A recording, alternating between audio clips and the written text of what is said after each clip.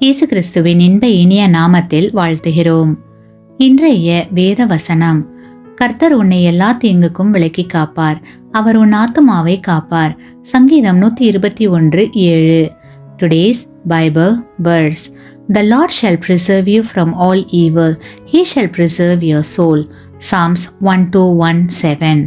இன்று அநேக காரியங்கள் நமக்கு தீங்கை கொண்டு வருகிறது.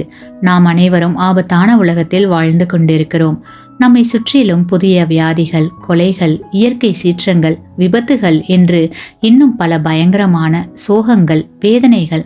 ஆகையால் நாம் எல்லோரும் எவ்வளவு பாதுகாப்பற்ற உலகத்தில் வாழ்கிறோம் என்பதை உணர வேண்டும். நீங்கள் ஒருவேளை மன ரீதியாகவோ, சரீர ரீதியாகவோ, ஆவிக்குரிய ரீதியாகவோ பாதிக்கப்பட்டிருக்கலாம். பிசாசானவன் தேவனை விட்டு உங்களை பிரிப்பதற்காக வழி தேடலாம். நீங்கள் பல கோணங்களில் ஆபத்துகளை சந்திக்கலாம். பயப்படாதீர்கள். நம்முடைய ஆண்டவர் பெரியவர், வல்லமை உடையவர்.